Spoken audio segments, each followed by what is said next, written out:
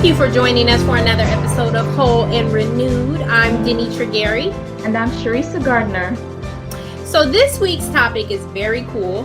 We're going to be talking all about gaming. So we have a special guest on who's going to give us the rundown on gaming. Our special guest today is Keith Detweiler from Little Light Studios. Thank you for joining us, Keith. Hello. Thanks for having me. Oh, you're welcome. So we're going to first start off with a quote that we're going to read, and then we're going to go from there. It says, Satan's strategy is to confuse the senses. Satan's work is to lead men to ignore God, to so engross and absorb the mind that God will not be in their thoughts. The education they have received has been of a character to confuse the mind and eclipse the true light. Satan does not wish the people to have a knowledge of God, and if he can set in operation games and theatrical performances that will so confuse the senses of the young people that human beings will perish in darkness while light shines all about them, he is well pleased. So Satan comes to distract our youth. Now, before we get into our topic today, Keith, I'd like you to first tell our audience about what you do, your ministry, and we go from there. Sure. So Little Light Studios is a media ministry. We talk, or at least we started talking a lot about the media topic. What does it do to you? How does it affect your brain? And that's a good bridge to talk about what it does to you spiritually. Mm-hmm. And so Little Light's been around for close to 12 years now, and we've started branching out into other topics. You know, we call our weekly show, which is called LED Live. It's kind of subtitled with the conversations on culture. And so we talk about all kinds of stuff. But largely our lives are impacted by media, even the culture that we live in, you know. So I think what we're doing is very relevant and timely in that regard. And the media component is always, it's always relevant. So I've been with the ministry for probably close to 8 of those 12 years. And, you know, everybody here is kind of a jack of all trades. I'm one of the speakers for Little Light and go out and travel, not so much last year, but otherwise I work as a producer and, you know, help a little with administration and things like that. But everybody here edits and does some sound and camera work and all that. So it's, that's awesome. It's a fun time. Yeah. I imagine that like one specific person had a role. I didn't know that all of you kind of do everything and pitch in. Mostly, yeah. We are starting to get a little bit more specialized. But for the time being, everybody still does a little bit of most things. Well, that is awesome. Well, we're excited about talking about gaming. And I think that gaming is so much more relevant. I mean, it's always been relevant, but it's, I think, even more relevant now because a lot of children, a lot of youth, a lot of people, because they're stuck in the house, are gaming even more. So please tell us about this addiction, this whole gaming addiction, what your thoughts all on it, and then we can kind of piggyback off of you. Sure. Well, addiction all pretty much works the same way. It doesn't really matter if it's television, movies, video games, or even drugs. They all have a tendency to have pretty much the same mechanism. And so when it comes to the media component, we talk about it as a group, as a whole, because there's really no distinction on how it really works. But generally what happens is, you know, your brain is geared toward pleasure. And there's some pleasure chemicals in your brain. One of those is dopamine, right? That's the big one that everybody's really buzzing about these days. And when you do something that you experience pleasure, your brain releases dopamine, and it's a reinforcement mechanism. So when that dopamine's released, you get this feel-good sensation, and then your brain says, hey, I really like that. I'd really like to get some more of that. And so it tries to figure out how to replicate that feeling over and over again. to say drug addicts, they get that initial high.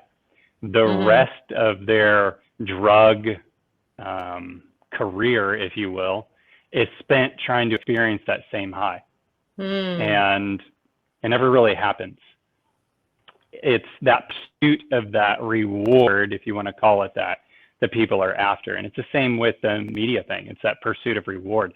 Dopamine is really a anticipation of reward type chemical. It's not just that you're just addicted to dopamine for the sake of being addicted to dopamine. It's you're anticipating what that will do for you over and over again. And, like all addictions, it gets tougher and tougher to fulfill. And that's why people with, pornography addictions, they're not starting out on the hardcore stuff. Right. They start light. And then to satisfy that addiction, it gets a little more and a little more and a little more. And you increase the level of intensity. And pretty soon, somebody, they might have started out at Playboy magazine, and now they're looking at all kinds of, things that are well beyond that. And we won't be descriptive for the sake of the audience, but that's pretty much how it works. There's some other chemicals involved. Serotonin, which is, helpful for your mood. There's oxytocin, which is really helps you bond and form relationships. This is why advertisers, for example, when they're advertising a product to you, what they're really trying to do is attach some kind of emotion to that product. Because if they can attach an emotion, and it's a positive one, then whenever you see the product, you associate the two. And so, the next time you're looking at a stick of gum, you're getting the well of emotions up because you've seen the commercial and it made you want to cry. And so you have these positive feelings about the gum, and your brain's releasing oxytocin. You feel really good about it. And the next thing you know, you want to fork over your money. It's not just, products. It can be causes, for example. It could be a political cause. It could be a charitable cause. If they can bring out that emotion in you, they know you're willing to hand over your hard-earned money toward that cause because of the chemical release, essentially, that's happening in your brain. They know how to unlock that. This is science, psychological science, and advertisers, Hollywood, actually gaming companies, they all study this stuff, and they know how to release this thing. So what else is there? There's dopamine, there's serotonin, there's oxytocin, there's one more that I'm not remembering at this second. But then there's also cortisol, and and this is like a chemical that's released when your fight or flight reflex, it's a stress hormone. And so they're balancing these things against each other, and maybe doing one thing to trigger the dopamine, doing another thing to trigger the cortisol. And then to satisfy the cortisol, you have to maybe release a little oxytocin, release a little serotonin. That's just how it goes. And if you follow, for example, a typical Hollywood script, that's pretty much how it follows. You might have, your problem or peril that gets you to release cortisol. You have your solution that gets you to release the serotonin and the oxytocin and all these things. So they know what they're doing. Whether or not they're being evilly manipulative is one thing, but I would say bare minimum, they know how to drive sales, right? At the end of the day, a lot of what things are about is the almighty dollar and making money. So gaming addiction is not unlike all these other things. You really get a dopamine high, if you will, from participating in these things. So that's kind of how, it's kind of a general overview of how it works, not getting into too many specifics, but that's the basics. No, I was just going to say, actually, that's so interesting what you said, because it's almost as if there's a psychology behind this, and there are people studying the way the human mind works to do this. And it reminds me of a quote that I read where Satan is an expert on the human mind. So he studies us and he knows like what makes us tick, what can make us addicted, and all these things. So I just find it so intriguing. And you also mentioned something about money, and we see that the love of money is the root of all evil. So of course, not everybody might know. Not everybody. Sorry, not everybody's intention might be money, but Right. some people's intention might be money. So it seems like there's something bigger behind all of this. Yeah, it is very much studying the mind. And if you look at kind of a portfolio of the younger, maybe, probably millennial CEOs these days, these guys that really started Facebook and Instagram and this kind of stuff. A lot of them were in some of the same classes at Stanford, and they took a class, I think, on psychology, where some of these things started to click, and they started to learn things like operant conditioning, and they said, okay, well, we know about technology, and now we know something about psychology. So what if we were to work those two things together? And a lot of computer science people will study how the brain works anymore, because they're trying to figure out how to get you to respond when you're playing a game or using an app or what have you. So brain science is very much studied by multiple disciplines. There's a whole science called neuromarketing. There's a whole science called neurocinema, devoted to tracking eye movements and seeing what does the consumer look at, what's grabbing their attention, what makes them respond. So for example, I know this is done in Hollywood with neurocinema and neuromarketing. If they'll do a test of a clip, say it's a comedy, they want it to be really fun, right? So they'll screen that clip to some people and see how they respond. They'll hook up the right sensors to their body and see how their brain is responding. And if it doesn't get enough of a response, they'll rework the scene and do it again. So because they're trying to maximize, if it's funny, they want it to be really, really funny. Or if it's scary, they want it to be really, really scary. They're trying to maximize that emotional response that happens. And of course, that all starts in the brain. So what is operant conditioning? Operant conditioning. So it'd probably be better if I read a definition. So let me do that here. It's probably going to hide my screen. Hey, I'm not able to open a window. I must be locked in because it's live. Boy, and I don't have another device. Maybe you can look it up there, and we can play off of that. Would you mind reading the definition of operant conditioning? Yeah, I don't want to say something that's slightly off or incorrect. We want to give the audience a correct view of what it is. Of course. And I just don't remember exactly. So. Okay, so from what I am reading, operant conditioning, sometimes referred to as instrumental conditioning, is a method of learning that employs rewards and punishments of behaviors. Through operant conditioning, an association is made between a behavior and a consequence. So it sounds like positive and negative reinforcement. Yeah, so exactly. So we're talking about the same kind of stuff that B.F. Skinner, was working with. We're talking about the same kind of stuff as Pavlov dogs. If you're familiar with Pavlov's dogs, he was a scientist, and he would ring a bell whenever it was time for his dogs to eat, and the dogs would, come running. The dogs would salivate. It got to the point where ring the bell so many times that he wouldn't even have to have food, and the dogs wouldn't have to come running. The dogs would just start salivating based on the hearing of the bell.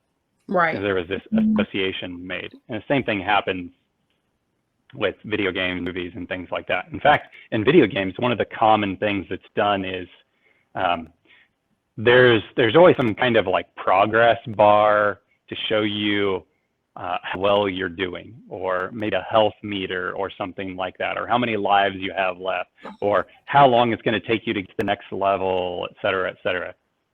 One of the techniques that they use in video game science is that that bar almost never gets full, right? Hmm.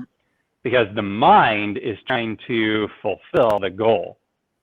But if you fulfill the goal, obviously you're done. They don't really want you to be done. Now you might fill it to get to the next level, but then when you get to the next level, it's empty again, right? Or you have to rebuild. So there's always some kind of, and I say always loosely, there's usually some kind of progress bar or meter or something that you're trying to fill up, but you never quite can. And that's part of the addiction. It's part of the science, keep you engaged and enrolled in what you're doing. So what are the statistics with behind gaming? Boy, what are some statistics? One statistic I can throw off the top of my head, and it's maybe a couple years old. But as far as the average age for a video game purchaser, what do you think it is? Average age for a video game, 10. Okay, 10. That's a good guess. What about Charisse? Is it Charissa? 35. What, 25 is what you said? I said 35. Oh, 35. You're actually very close. Last time I read it was 37. Really? And that blew my mind. It's like, wow, 37. But if you think about it, over the last 20 years, there's been a lot of gamers, right? And a lot of those people didn't stop just because they got jobs, just because they graduated high school and college and all that. They just kept playing. It was a source of entertainment. It's a source of something to do. It's a pastime. It's a hobby. It's a whatever. And so, yeah, 37 years old. And now you think those 37-year-olds are technically old enough to have 17-year-old children, 20-year-old children, 18-year-old children, right? And so it starts to become a family affair, father, son, get together, that kind of thing. I never would have said 30, 37. When I think of gaming, I always think of little kids, which I know that grown people play games too. And they make it so that grown people will play it. I mean, they don't make them like kid friendly. But I just wouldn't have said 37. Most statistic. What's that? No, I'm sorry. I was saying it's interesting that when I studied addiction, I noticed that a lot of people in their 30s, what people call the midlife crisis, where they've had their children and some of their kids, are at school and everything, and then they're faced with themselves. And so, they don't want to deal with the pain of their lives. And so they look for distractions. And so I found that video games is one of the things that people use to distract themselves, to avoid dealing with real issues in their lives. Wow. Yeah. Yeah. I never would have said, but it makes sense. I mean, and really, when you do a series on addiction, you end up coming to the same conclusion for every addiction. It's it's really about picking your poison, because they all have the same type of effect. It's just which one do you want to choose? Yeah, it's so true. Yeah, I was going to say also, statistically, we know that mostly men are the gamers, but it's not as a majority as you might think. I could be wrong on this, but it seems like the last time I was looking, numbers were around 60-40. There's a lot more women that are gaming these days. So. And why do you think that is? I don't know, and I'm not even going to try to speculate. I just I couldn't even begin to wonder why. But people find entertainment in all kinds of things. So I'm going to say it's probably because women are more career focused now. They're not as into housekeeping as they used to be. Because when you housekeeping, you taking care of kids and you got to cook, you really, you don't have time for that. But with the careers, it kind of puts us in the same bracket as the man as far as daily schedule. You just kind of are at work all day, and then you don't have a home. You're not like taking care of a home or anything, and you just got kind of the rest of the evening to, I guess, be idle. And yeah, some of that I could That probably speculate on. If you look at marriage statistics, we know that millennials are marrying later in life than earlier generations. And it makes sense if you think about it. I see their logic. If you look at previous generations, I mean, this country, it doesn't matter who you are, Christian, non-Christian, whatever, the rate of divorce is like 50%. right. So if you're watching your parents and all the generations that came before them for the last 50 years, and the rate of divorce has been climbing and kind of hitting this 50% mark, you're probably thinking, they went through this initial, they got married young, they divorced, maybe they married again, they divorced again, maybe, I mean, who knows? There could have been multiple marriages in between, and they're probably thinking, why not just wait and get it right? So I would say they're probably holding off, thinking that as people got older, when they remarried, it stuck. Whereas when they were younger and they married, it didn't stick. Now, I don't know that age is necessarily the component that's the deciding factor on whether the marriage worked or not. But I think that's what they're noticing and responding to. And anyway, that doesn't really have a lot to do with gaming. So no, I think that it all kind of falls in, your home life, your lifestyle, your family, all of this has to do with where you are at and what you pick as far as your addiction, and I think that gaming is something that we use to kind of keep the mind from thinking about what it is we don't have or what it is we want. And and I think it also has increased now that we're working from home. A lot of people are working from home. They're home more. They don't have a whole lot to do. So this whole media video thing, I'm sure, has even risen even higher than when you last looked at your statistics. No, it has. Media in general is on the rise. If you look at Nielsen reports, so many countries have seen a rise in media consumption. And, especially when, I kind of honed in on the United States because that's where I live. Right. And you notice that during those lockdown times, right, nobody's going hardly anywhere. Media usage is just, hugely up.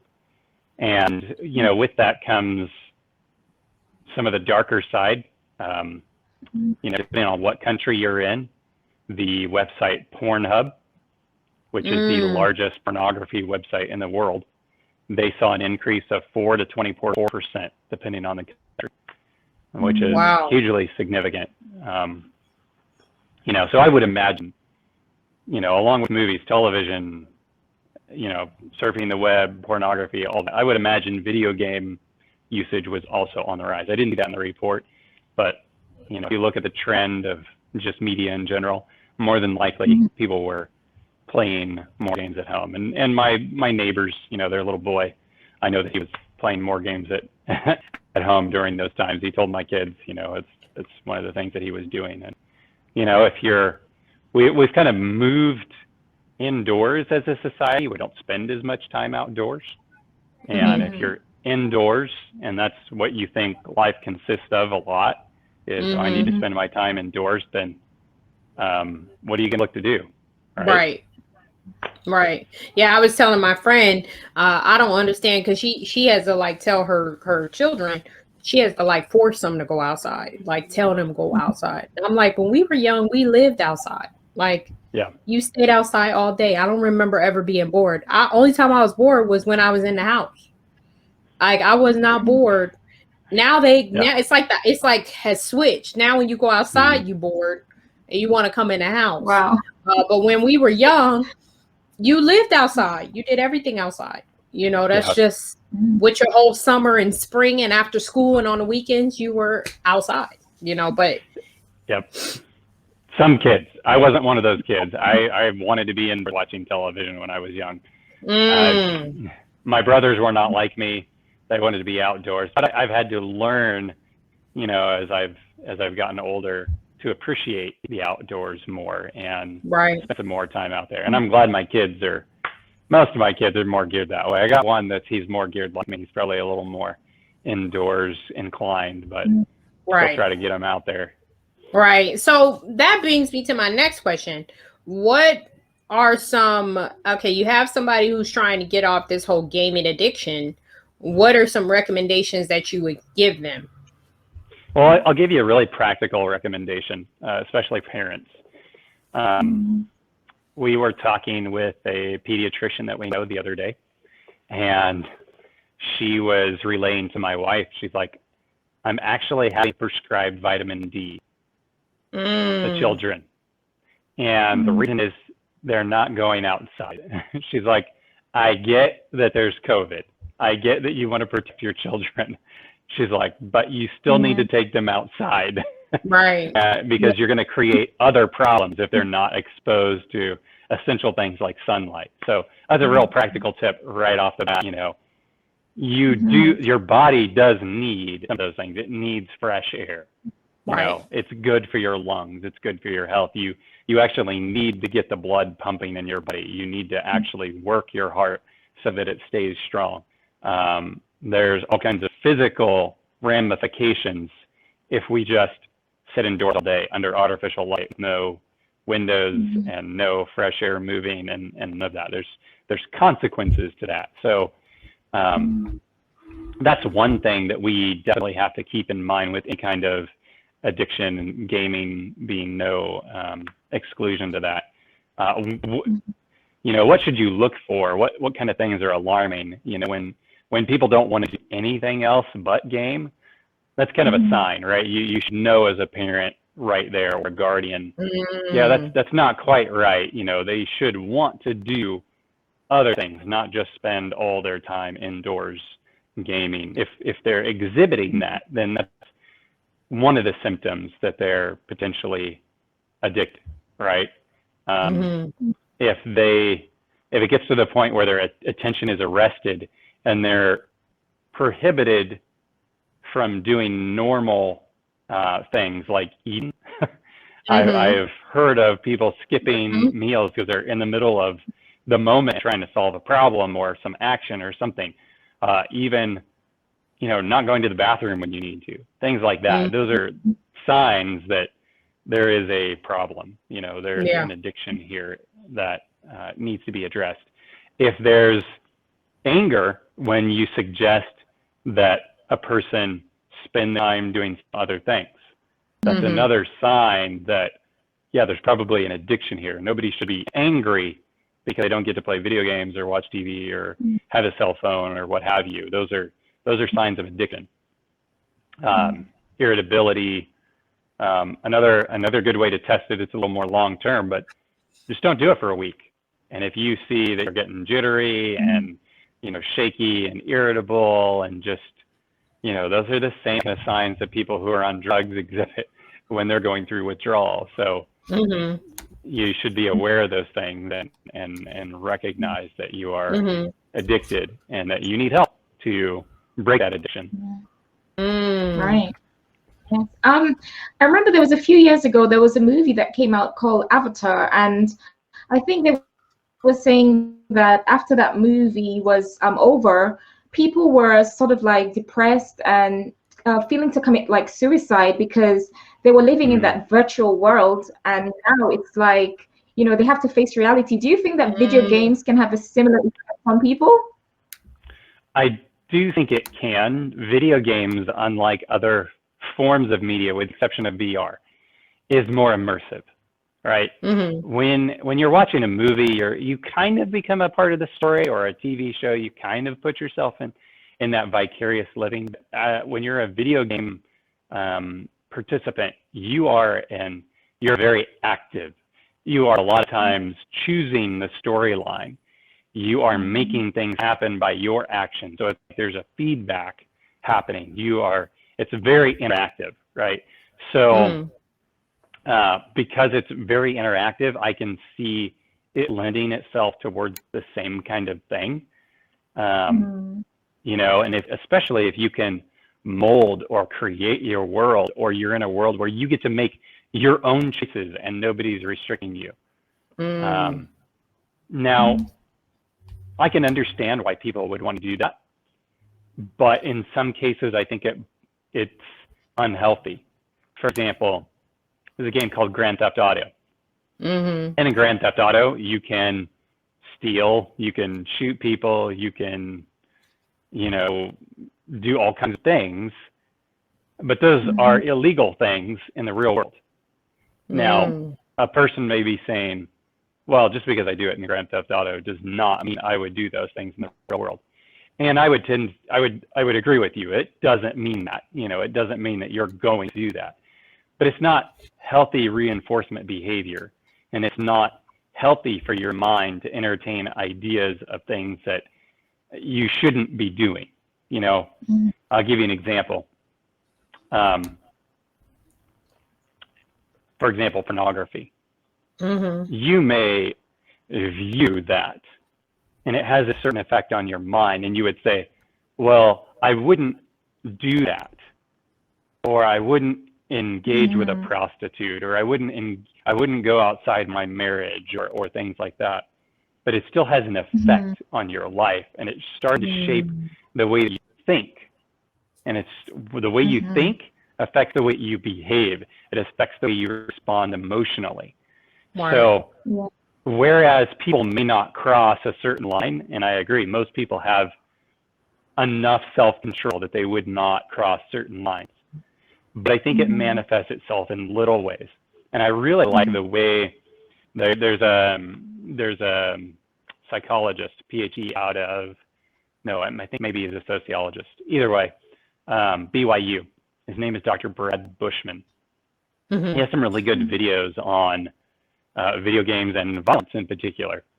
And again, he's even saying, just because you're a gamer doesn't mean you're going to go out and kill somebody. You know, we know that statistically that's a very few and far between. He says, what I want to know, and what most parents want to know, is how are you treating me, and how are you treating your siblings? You know, is it changing you on that basic level? And that's what most ordinary people that live in the real world are concerned about, is how are you treating those around you? You know, not whether you're going to go out on a killing spree like the Columbine thing. I think those are more rare and isolated, and I think there's a lot more going on. I think there's very normal people playing these games who have enough self-restraint and enough self-control that they wouldn't, you know, go off the deep end, for sure. But I think we do have to question, how does it make me treat other people, and it shaping the way that I think, even in little ways. And little things add up to bigger things. No, I was just going to say, I found that really interesting what you were saying, because Jesus gave a principle that, you know, as a man thinketh in his heart, so is he. Or he said that, you know, if you have anger in your heart, you know, it's almost equal to murder. And, you know, there's something that science, you know, found out. There's something called mirror neurons, and the brain doesn't always know the difference between an imagination and actually doing something. So I think that's a really interesting point. And sometimes all that's missing is an opportunity. So, you know, if the game is making you really angry, you know, do you think that if an opportunity was to present itself where, you know, somebody is becoming more and more aggressive, that if somebody was to sort of like tip them off the edge, do you think if they had the opportunity that maybe can cause them to do something really serious, like, you know, maybe it may not be murder itself, but to, you know, hit someone out of anger or something? Do you think you can lead to these kind of serious things? Yeah, so in his research, that's what Dr. Brad Bushman finds is, you know, if you could inflict some kind of punishment on somebody, you know, in aggression, because of playing violent video games, would you? And I don't remember the exact test. If you go on BYU Social Sciences, there's a whole playlist about video games. I would encourage people to look that up and watch it.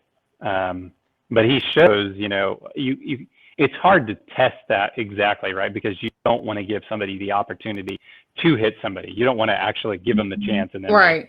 they carry it out. However, what you can test is, how they say they would respond, or in this case, they use, I think they use some deception, and they tell them that they are inflicting pain on somebody if they press the button or turn this dial or what have you. And then they watch the behavior of those people and see how far do they turn the dial. Would you cause somebody to lose their hearing, if there's a loud noise or something like that? And so they show consistently over and over again, then people will do things. But it's a protected situation where nobody's really losing their hearing or getting injured or anything like that. But that's how I go about testing it. And they do find that people become more violent. Right, right. I wanted to read some of the video gaming consequences and effects, and just kind of ask what your thoughts are on it. So some of the physical consequences are wrist, neck, and elbow pain, skin blisters. Well, I didn't even think about all this. Calluses, sleep disorders, which I figured. Long-term addiction could lead to obesity, weakness, and numbness in the hands, and even blood clots. I didn't even consider blood clots. And then some of the effects of those are the physical consequences, and some of the effects are aggressive behavior, which we touched on, desensitization to violence, nightmares, and fear of being harmed. So I wanted to ask what your thoughts were on that. Yeah, those are definitely common side effects. One report I was reading in the last year or so, it was a news report suggesting that schools shifted their operating hours to later in the day because kids were having a hard time in the morning concentrating and functioning because they had been up too late gaming. And I get where the schools are coming from. I wouldn't say that I agreed with the news report suggestion, because I think there needs to be more discipline at home so that the child isn't staying up too late doing, to me, the video game thing is more of a reward, right? And so, if you get your homework done and, you're giving your kid a little bit of gaming time, okay, but there should be a cutoff point. It shouldn't go on until 2 and 3 in the morning. That's just a little excessive. And so for schools to compensate for that, it seems unfair to teachers and parents and, all the people that work for the school district and, the infrastructure they have, the secretaries and maintenance people and all this, just to shift their work schedule because the kid doesn't have enough self-control to go to bed on time, or they have no structure at home to enforce that you need to go to bed at a decent hour so that your mind's fresh in the morning. So if you had, I'm sorry. I was just going to say those other consequences are very real. Circulation is a big deal for people. So if you're not moving and not circulating, blood clots are certainly a reality, as well as, you're not moving, you're not burning calories and all that. You're putting yourself at risk for all the lifestyle diseases. And they're basically heart disease, stroke, diabetes, cancer can even fall into that. And in many cases, things are preventable.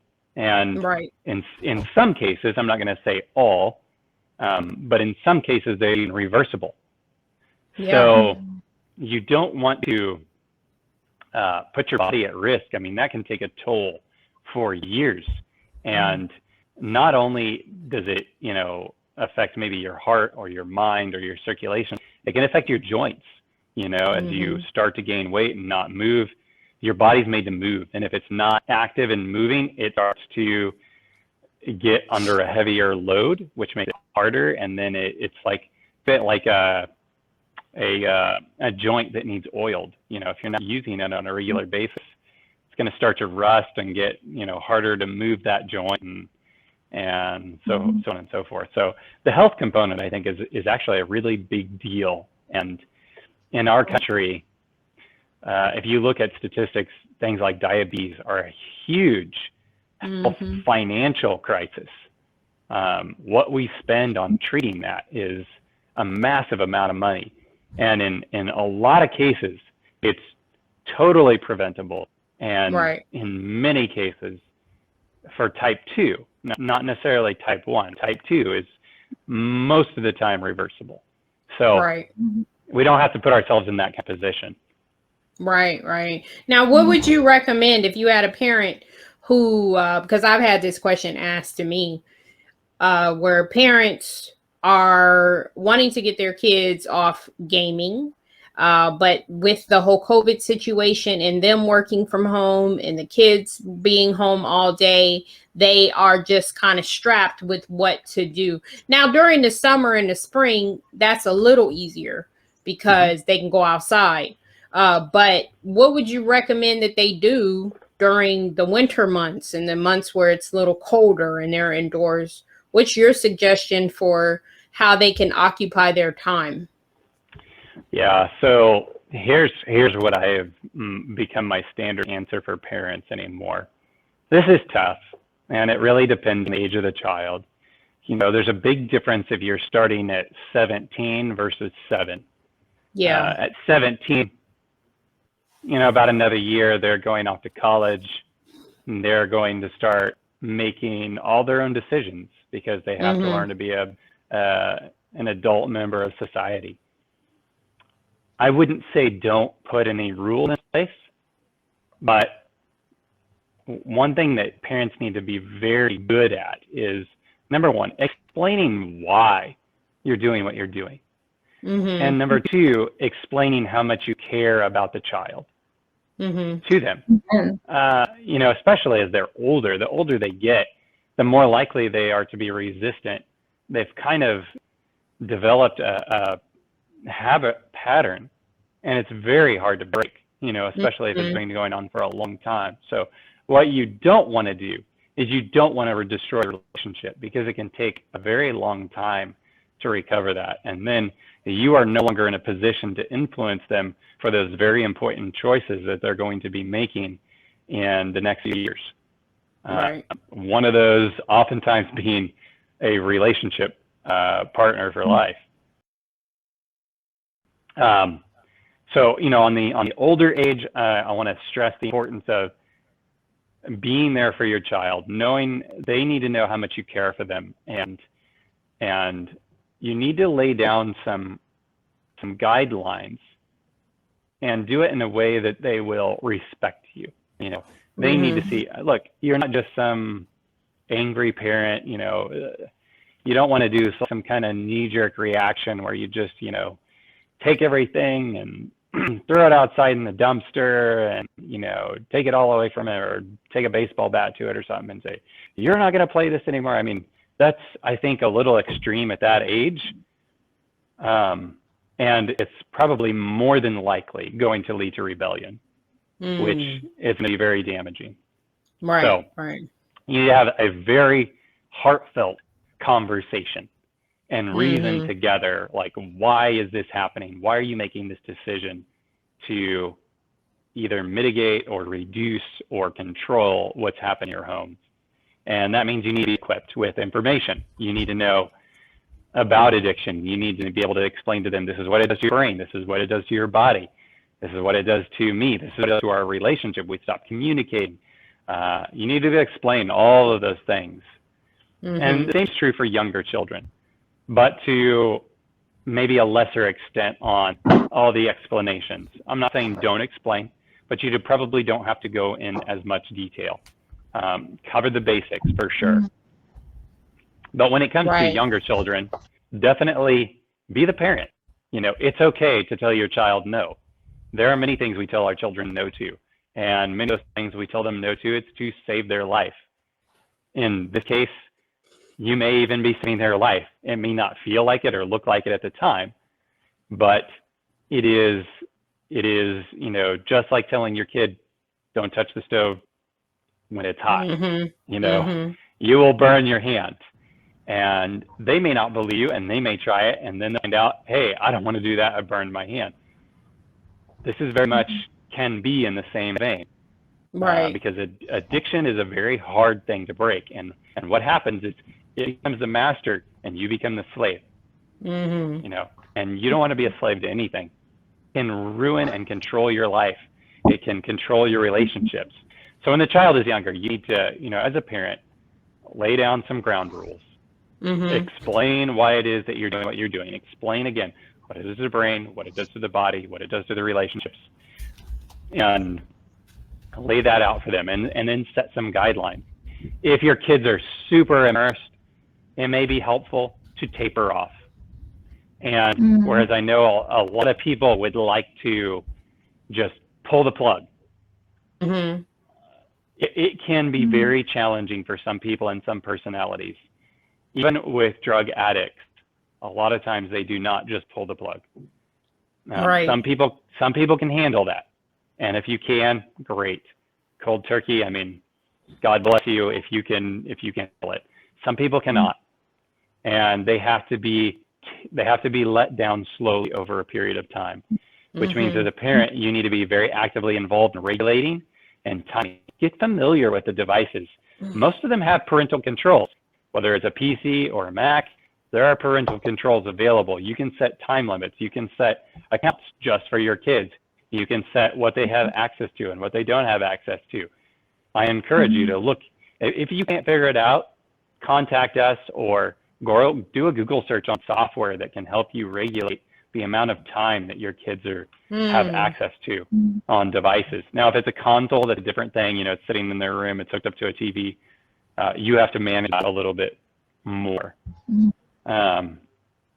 But again, some people have to be tapered down and to bring it under control or to eliminate it completely. You also need to be involved in helping them figure out what else there is to do, because they're obviously doing that because they either don't have a clue or never thought about it. And so they've grown up in this world, and this is their way of life. They're not used to anything else. And so you have to introduce other things to them. That means you're probably going to have to be involved in that. Maybe you have a woodworking skill and you want to start to teach them how to do that. Or maybe there's chores that they can help you with at home. And that may not sound very appealing to your child, but as they learn to work, it will be a valuable skill that they'll find rewarding later on in life. You may find that maybe you're an artistic person and you want to do arts or drawing or crafts with them. Introduce them to different things. A book I'll recommend is called The Tech-Wise Family. And they just came out with a sequel to the book, which I haven't read yet, but it's on my reading list. But The Tech-Wise Family is written by Andy Crouch. He's the executive editor, or used to be the executive editor of Christianity Today. And he wrote a book about this whole experience, and he's way ahead of his time. Like, the parents should have been reading this book a long time ago, but it wasn't out, and I think we would have helped diminish some of the effects that we see in society today. But one of the things that they encourage in that book is, the center of your home should not be the glowing rectangles, we'll call them, right? All the iPads, the iPhone, televisions, the video game consoles, etc. That should not be the center of your home. The center of your home should be filled with things that create, right? Yes. That inspire. So bring out the scrap paper, bring out the crayons, bring out the paints, bring out the wood to whittle, bring out the musical instruments, all those kind of things, and let them experiment. I was watching a video the other day on playgrounds, and there are some people who suggest, oddly, it may sound odd, that our playgrounds today are a little too safe. As crazy as that sounds. Okay. And if they look back at the history of playgrounds, they find that it used to be, an area in the middle of the neighborhood that had leftover parts or makeshift swings or things that, old cars, and people would climb on top of them, and it was just kind of a hodgepodge of maybe what we would call junk in the neighborhood. And the kids would go there and they would play. Mm-hmm. And there's these barrels and, you know, maybe the rickety horses that go back and forth that aren't as stable as they used to be. But what they noticed is that the kids that are in safer playgrounds, they don't learn to take Risk. and they don't learn how to navigate those risks. So it's so safe that they don't know what to do when it's not safe. You know what I mean? And so they were suggesting not to make unsafe, but to maybe give the kids a little more freedom on, because it helps them solve problems. You know, when you have the ability to be creative, it helps you learn how to think outside the box. You're not just like, this is the only thing that I have in front of me. This is the only right. And it would be unfair to say that, you know, educational games or certain video games or something, they don't help you solve problems. I think that would be unfair to say. There are some of them that are very puzzle-like and probably do help you learn to solve problems. So I don't want to be unfair to people and say that, you know, there aren't things that are educational that can help you learn and develop skills. But when it consumes the majority of your time, I think that's when it becomes a problem. And so back to what I tell parents. I tell parents, you need to teach your children that the Bible says you are bought with a price. Amen. You are not your own. It says, therefore, glorify God in your body and in your spirit, which are God's. Amen. So you're essentially God's property. That means we need to be taking our children to God and telling our children, look, God has purchased you at a price, a very high price. You are his. Now, because you are his, you should be asking him what it is that you should do with your time. Teach the children to be accountable to God. You are accountable to God, and they will see, wait a minute, it's not just me that's accountable to God. Hey, my parent over here is accountable to God too. They're teaching me to do the same thing that they're doing. You know, they're not just the ones who are arbitrarily in charge. They have a person who is guiding them in life. Teach them to go to that person, God, to guide them in life. Teach them to do it from an early age. Like, I'm sure they have thoughts and struggles and questions, and they need to learn to be getting information from the right source. Like, show them, like, this is the Bible. This is my guide for life. I find answers in here. And also go to God and ask him, God, what do you want me to do with my time? And I guarantee you, see, we get a lot of requests from parents. Hey, can you make a video about this or a video about this? You know, there may or may not be something sinister in Minecraft, and I don't want my kid to see, or maybe there's something satanic in it, or what have you. Maybe not. I don't know. I don't play Minecraft. I'm not interested in Minecraft. But let's say it was perfectly harmless, okay, for argument's sake. That doesn't mean you should spend 10 to 12 hours a day on it. Exactly. Right? So even if it's perfectly harmless, it needs to have a regulator on it. And if the child is going to God and saying, what do you want me to do with my time? What you're not going to be doing from that point on is trying to put out the fires. The fires are, why can't I do this over here? Why can't I play this over here? See, as a parent, we oftentimes aren't involved enough to know what they're getting into, and we suspect that there's something there, and we don't like that it's drawing their time, and so we get suspicious, right? And in our suspicion, we suspect, okay, well, there's something wrong with that over there, or they're being influenced in a way that I don't want them to be influenced, and so we rely on other organizations and other people to inform us, which is fine. I'm not saying don't get good information from ministries or educational places. I'm not saying that. What I'm saying is you're not going to have to put out those fires if you're teaching your child to go to God first and say, Amen. God, how do you want me to spend my time? It becomes a non-issue, right? Because there's always going to be another game. There's always going to be another movie. There's always going to be another fashion trend or what have you to grab everybody's attention. Right. You know, people like to ride the cultural wave. But if we say, you know what, I'm God, and I go to God for the direction in my life. It doesn't matter what comes and goes. I have my marching orders, if you will. And so Amen. once they catch that vision, and you have to lead as a parent, you know, you have to be doing that yourself. Once they catch that vision and learn to do that, I think the other things will essentially fall away. And, you know, I tell people there's no list of what's good and bad. And certainly our organization is not the keeper of the list. You know, you have a Bible, you need to consult that. And a Bible is your go-to. Now, if you find something's unclear in the Bible, you should pray about it. But another thing that we shouldn't do is substitute prayer for the Bible. You know, if the God already says it over here, we don't have to ask him about it, you know, to kind of be like, get his permission. Like, well, I know it says this, but is it okay if I do this anyway? It doesn't work that way, right?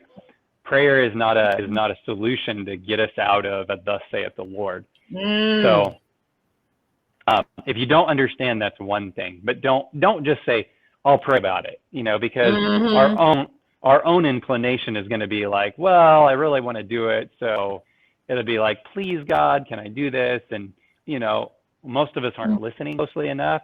So we're just going to think it's okay. Yeah. And, you know, it's like, well, God didn't say I couldn't. Well, you know, maybe he didn't, but maybe he already did. Right, you know? right. No, I think that's good.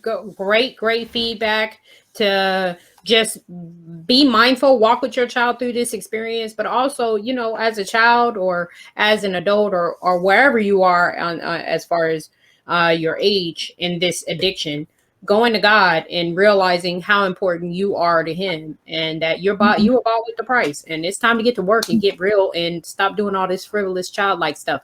And also, one thing I want to give a suggestion on is Skillshare. Skillshare is an awesome website to learn different skills like painting. I mean, if you don't, you know, if you just don't know what to paint or how to paint, you could go and you could learn. I'm not an advertiser for Skillshare whatsoever, but I just know that it provides a whole lot of different videos that you can watch to learn. Also, YouTube, you can get a PhD on YouTube. Go to YouTube, type in what you want to do. You can't tell me that there's not enough for you to learn, okay? There's plenty of places you can go to learn what it is you need to learn. Crafting for the girls. I know boys aren't too into that, but hey, there are some boys that do crafting. Crafting as far as like knitting, crocheting, that type of thing. So there are plenty of activities you could do while you are at home. We are actually going to wrap this up. I'm so glad that you came and visited us today, Keith, and just gave us your insight. I think that you gave a lot of good information to the parents about how to wean their children, and how to wean yourself off, if you're an adult, off of this gaming addiction. It's very prevalent in our society right now, and we need to start tackling it. I want to encourage everyone who wants to look more into this and wants to read up and listen more about Little Light Studios to go on their YouTube channel. They have a YouTube channel, Little Light Studios, and like you said, they do LED Live, which is like a weekly hour-long talk show on various topics as it pertains to media. And they have all different types of awesome videos on Disney, and y'all got all kind of stuff. A whole bunch of great stuff that you can look into to see how gaming and Disney and movies and pornography, I know that they touch on that. They touch on all different types of addictions, and they even allow people to share their testimonies. So they have just wonderful videos on their channel that you can go to and get more information. I thank you all for joining us for another episode. Please leave your comments below. We'd love to know what you think, how you feel about this episode, other topics that you would like us to discuss as it pertains to addiction, and we will see you next week. I am going to pray us out. Father God, I thank you, Lord, for bringing us here another day. I ask that you please allow what was said to produce fruit. I ask that God, the seeds go planted in the hearts of those who are listening, and that you help us, God, to do all we can to overcome any addiction, God, and get the victory. In Jesus' name I pray. Amen. Thank you. Bye. Bye.